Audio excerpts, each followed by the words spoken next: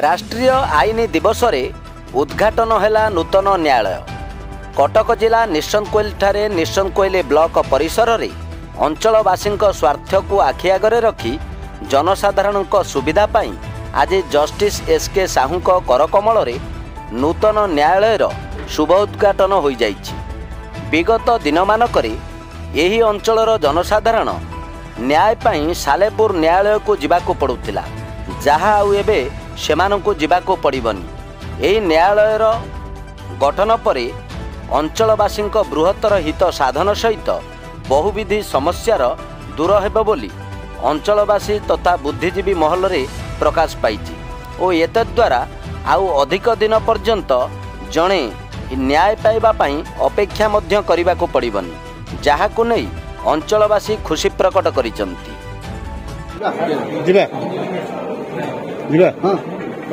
कौन कहे आप निश्चय निर्वाचन दुईटी कोर्ट प्रतिष्ठा है न्याय केमती पाइबे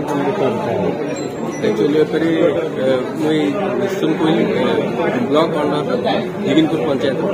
हाईकोर्ट रे पूर्वतम संपादक आम सालेपुर बार संपादक भी अच्छा आम सहित प्रायतः लोकों को जावा असुविधा और कोर्ट परिचालन जो दूरत्व होता डोर टू डोर जोटा जस्टिस होता जहाँ सुप्रीम कोर्टर विचारपति नहीं आज हनरेबल जस्टिस संगम कुमार साहू अध्यक्षतार आज कोर्ट नूतन कोर्ट उद्घाटन हो लोकंर गमनागमन आ न्याय पाइबा व्यवस्था आज सुरक्षित हम एवं एसहित आमर डिस्ट्रिक्ट जज आम सहित जी अच्छा रेजिस्टर अच्छा रेजिस्टर एडमिनिस्ट्रेटिव अच्छा आमर फास्ट एडिशनल सालेपुर जजेस अच्छा प्रायतः सालेपुर सब वकिल मान अच्छा जनसाधारण बहुत खुशी हे आम वकिल संघ हाईकोर्ट कटक जिते संघ था कटक वकिल संघ सहित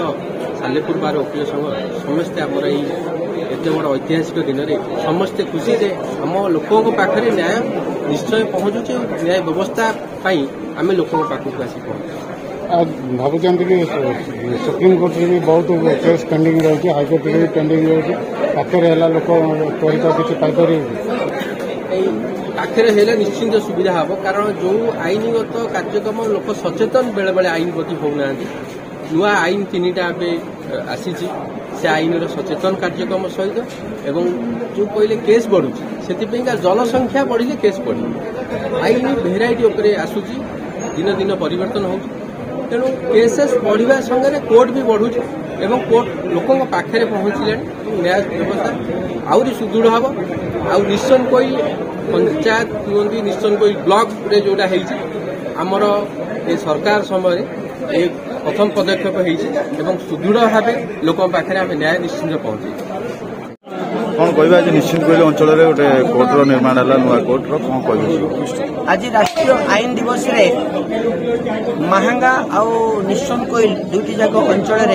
सिविल जज जूनियर डिविजन कम जेएमएफसी खोलिला